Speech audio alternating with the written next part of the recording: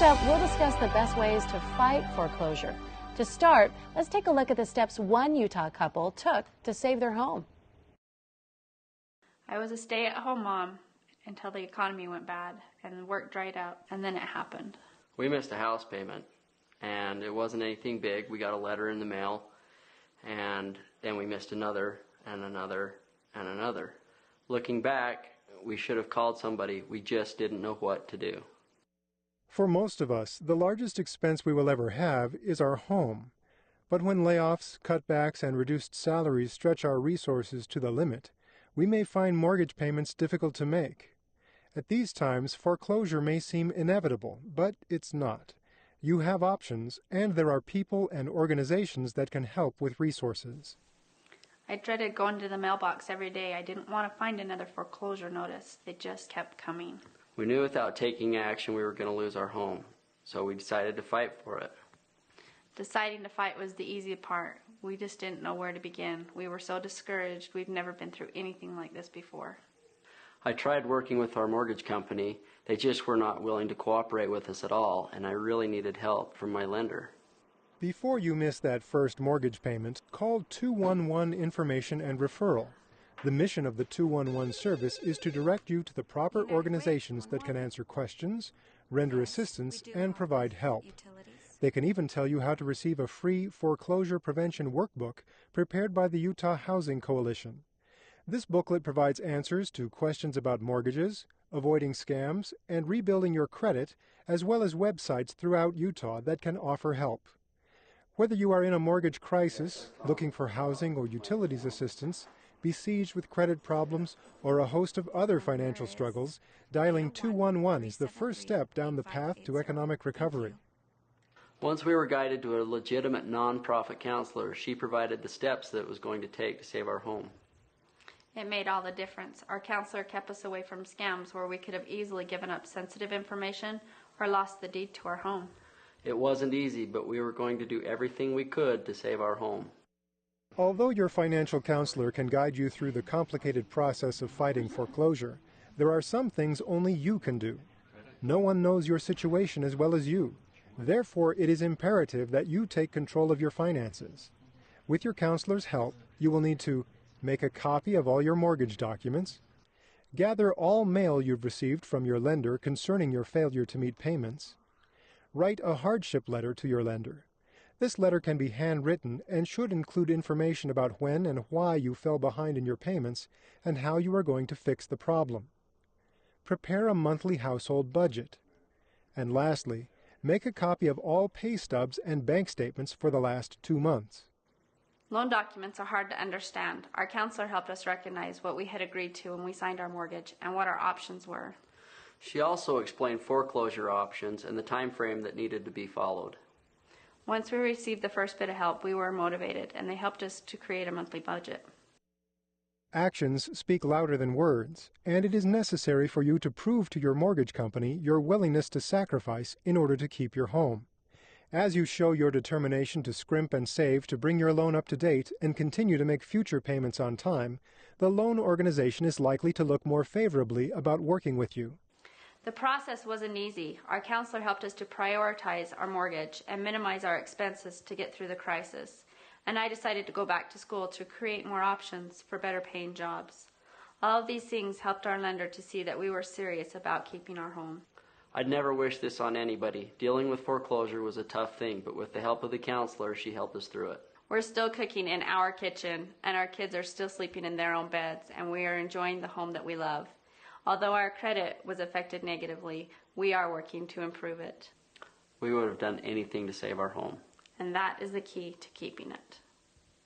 When the dark clouds of foreclosure threaten your home, remember there's always a silver lining.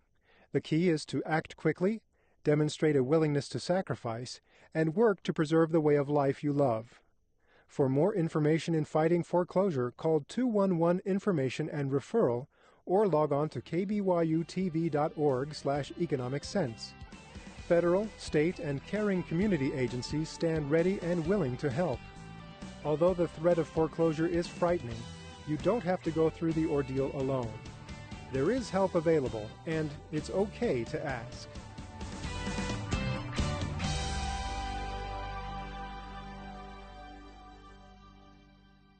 Well, our guest for this segment is Kristen Johnson, the Director of Housing and Education for Cornerstone Financial Education, a nonprofit agency. She's here to discuss options for fighting foreclosure. If you would like to speak to one of the housing specialists manning our phone bank tonight, you can call 1-800-298-5298. Kristen, welcome to Economic Sense. What is the first thing that someone should do to fight foreclosure, or if they're facing foreclosure?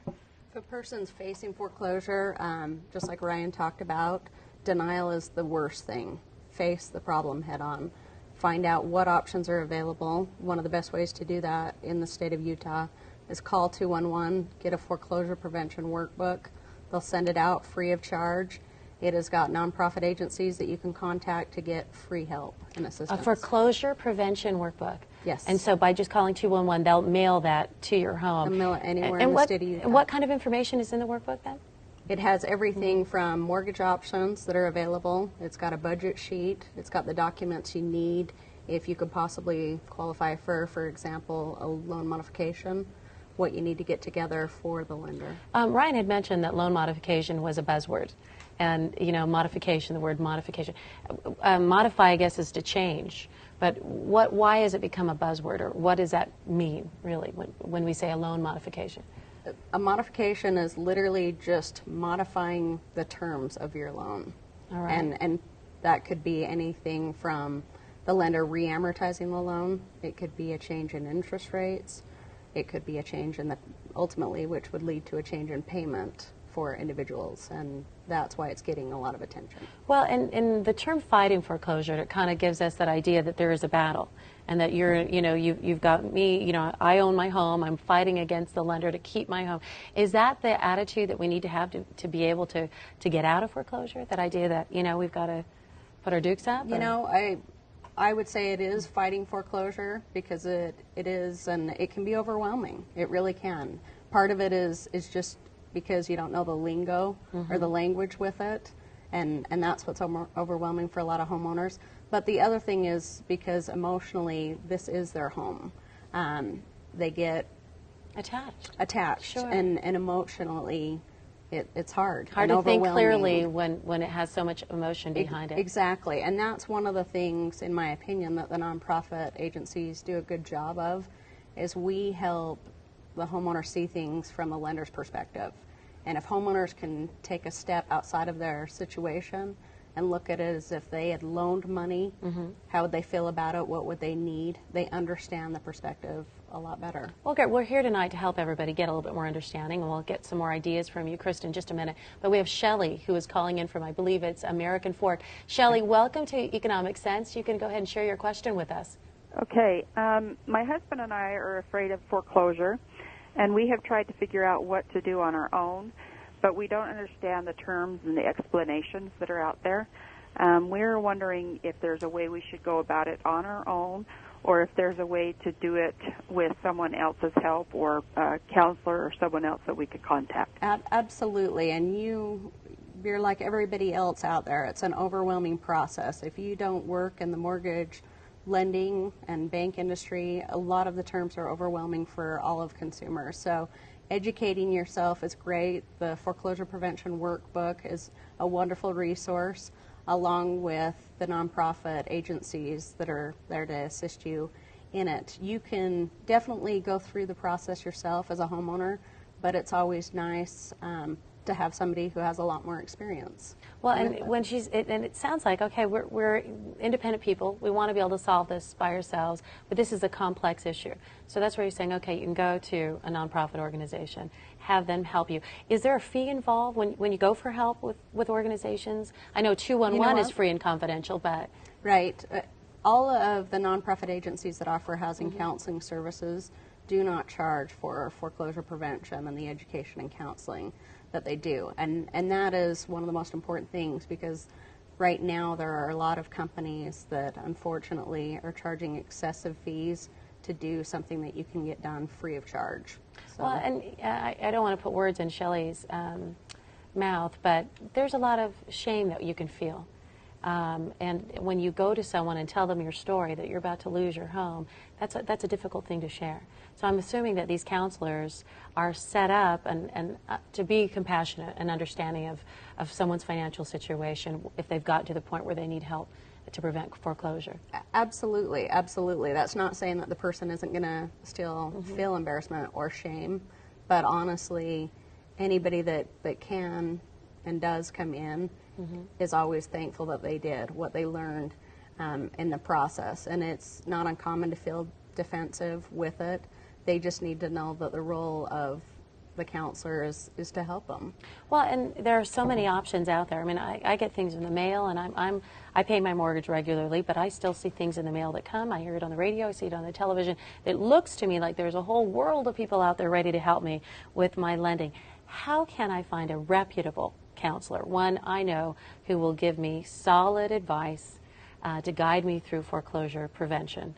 Again, the checkup process. 211 is one of the best resources we have in the state of Utah. They know the agencies that have the counselors that are certified and trained to work with individuals. And they're certified, just like they're certified accountants. Absolutely. They're certified lending counselors. Yep, and that's something if somebody is going to pay somebody to help them, not that I would ever recommend it, but if they're going to go that route, find out their experience, find out how many they've completed and worked through how many clients successfully. Right. Well, we're talking to people all along the Wasatch Front who are struggling with issues with foreclosure. And we've got a call coming in from Logan, Miriam, who's calling us right now. Miriam, welcome to Economic Sense. What's your question for Kristen?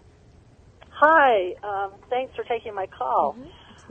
We're looking at refinancing. Everyone is trying to do that these days with these low interest rates. And we've been hearing a lot about what are called modified loans. And we're just not sure what that is and if that's a favorable way to go or if it's the same as refinancing or what's the difference, if there is any. Okay. A refinance is basically getting another mortgage loan. So depending on the rate that you have, if you are current on your loan, typically you will get the very best rate by doing a refinance. A modification is literally changing the terms of an existing loan. And just because individuals want modifications doesn't mean that they qualify for a modification. Okay, so let's talk about that. So we're hearing about it. She's hearing about it. Oh, well, rather than losing my home, I'll just get it my loan modified. So I'm assuming you're getting a lot of phone calls of people saying, that's what I want. Absolutely, absolutely. What I say to homeowners and consumers that come into our office asking that question is, if I personally made a loan to you, Rebecca, right now, and you came to me and said, I want to change the terms of that loan, I would say, first question, why? Why should I change the terms of that loan? So in a scenario like that, if you give me a circumstance, a financial circumstance that was beyond your control, we talked about the unemployment. Had to change jobs. I lost my job. I'm now earning $10,000 less a year. Therefore, I can no longer afford a mortgage payment of $1,500 a month, but I can afford $1,000 a month mortgage. Does that work? Did that convince you? That would convince me in a scenario like that. Absolutely, because that was a circumstance beyond your control. However, a consumer that wants a modification just because they want the rate lower on their loan, they need to realize they initially signed up and promised to pay at that payment. That's why they were loaned that money. So if nothing's happened, why, as the lender, would I modify that loan? And probably not then. So it goes back to the qualifications. Does it go back to just how compassionate your lender is, or just whether or not we're in control of our financial situation, or something acted on us that put us in the situation we're in? In my opinion, it has to do if something happened beyond your control. Okay. That's not being said that consumers haven't worked with individuals that just overspent and didn't maintain their financials the way they should. You mentioned that 211 is a great resource for anyone to call to get some advice and find reputable housing counselors. But what type of support do the housing counselors give us? I kind of walk me through that. Are we going to an office where we're going to spend an hour or a series of meetings with them? What will that be like for us? Every client is different, honestly, but any client that we counsel, we call it mortgage default or pre-foreclosure, typically we end up doing about 15 hours on average worth of work per client on that. Again, we try to educate consumers. We want the consumers, the homeowners, to do the work for themselves. And so our role is to help them through the process. But if they do get overwhelming, I guess one of the reasons we're called housing counselors is it is emotional. There is a lot that comes out that they never realized even would when they start the process. Well, in order for you to get the correct picture, the big picture of what, let's say my family was facing foreclosure, in order for you to understand and advise me well, do I have to bring certain documents with me to be able to help paint the picture of what the reality is of my financial situation? Absolutely. I mean, if we have all of the mortgage documents that are needed to go through along with financial ahead of time, it's great. But some are overwhelmed initially, and in our initial appointment, they don't have any of the documentation. Okay.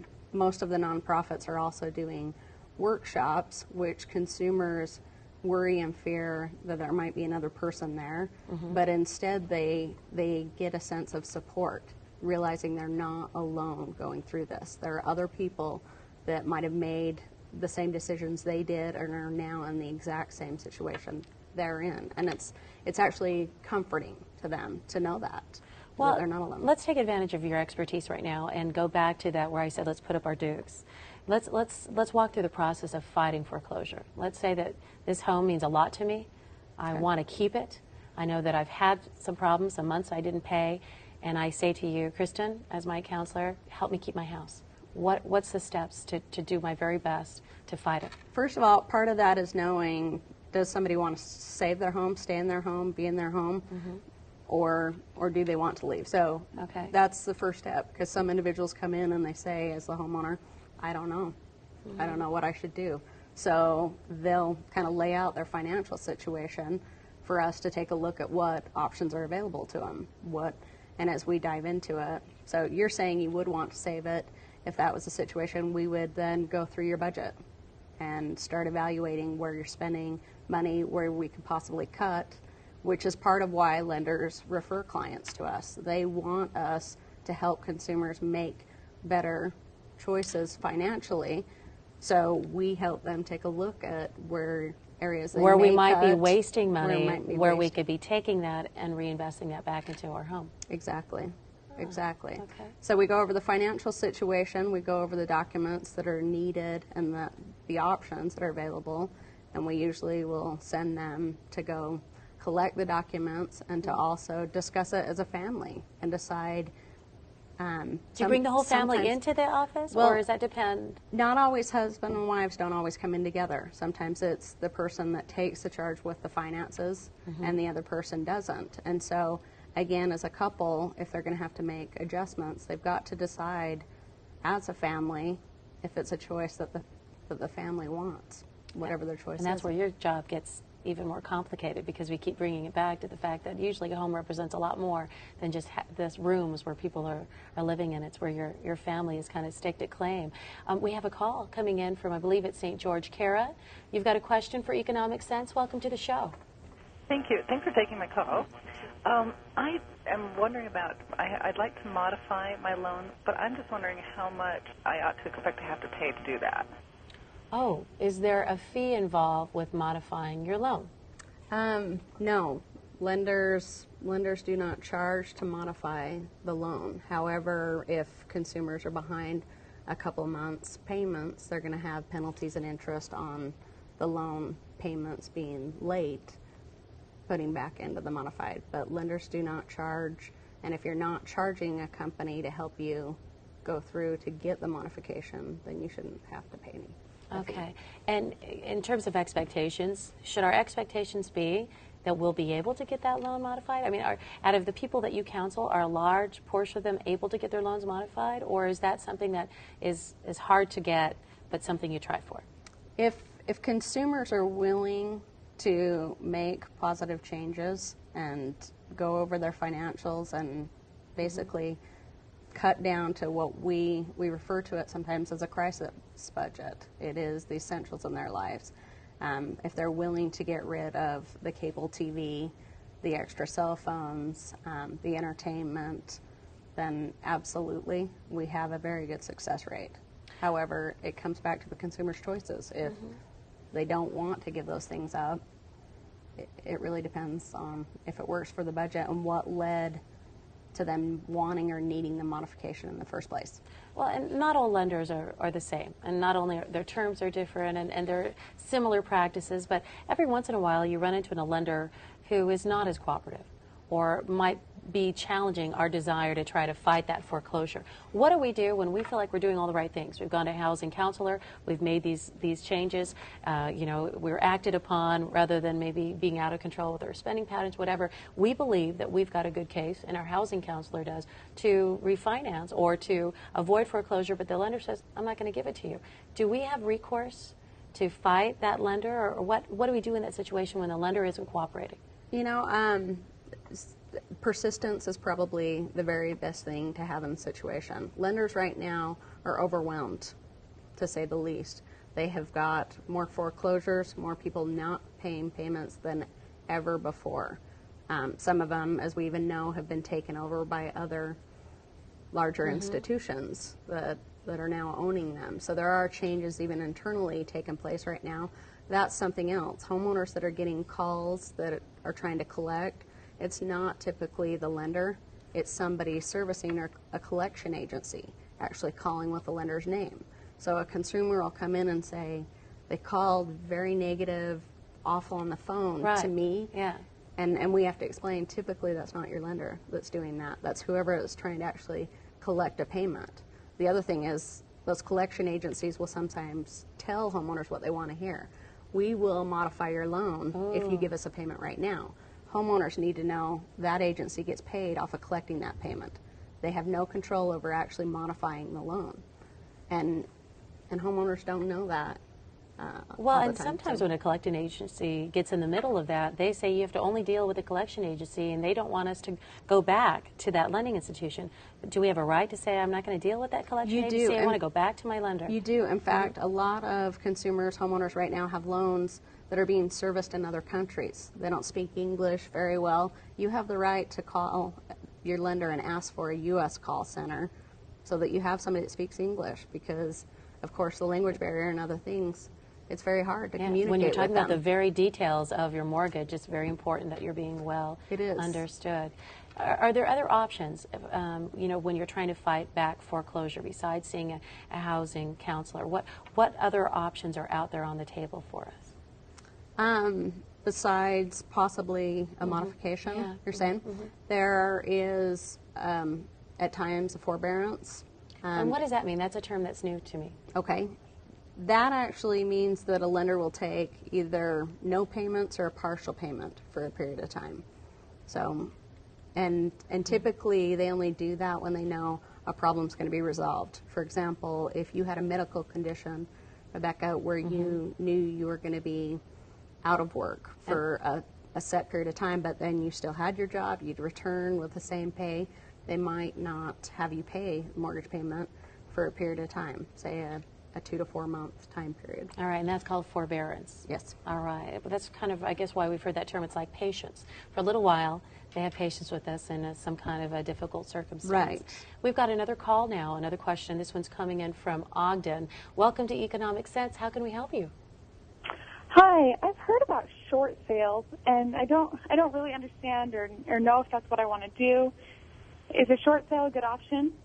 A short sale, and I guess first tell us what a short sale is, and then tell us whether it's a good option. And thank you for your call. A short sale is, let's say, the amount owed on a mortgage loan is $100,000, just to use even numbers, and you know your market is only bearing a value of about $85,000. In a situation like that, the lender agrees to a short pay, less than the full amount that's owed to them. So that would be a short sell, meaning somebody could come in to purchase it for less than is owing on the property. And does that happen frequently? It does. It does, and in my opinion, it's a better option than foreclosure for a consumer. All right, and why would that be? Does it prevent or protect your credit? It is not as hard on your credit as a foreclosure. The other things, the repercussion of a foreclosure could lead to a deficiency judgment where you owe money even after the sale of your property, where a short sale, typically the lender is the one that agrees to it, so they will agree to the amount. Now, again, the lender looks at everything financially. Why are you trying to short sell? Was it circumstances beyond your control, or did you just agree to have the mortgage for $100,000 and now you don't think the house is worth it and you're throwing up your arms? Or financially, did something happen? Did you lose your job and you can't afford that payment? That was a circumstance beyond your control. You can't afford it. It's better for the lender to do a short sale. Financially, it's better for the consumer, the homeowner. I'm going to go back again to the buzzword, loan modification. Is that something that is good for most homeowners to look at modifying their loan? Is that something that is, I guess, attractive or useful or productive for most homeowners?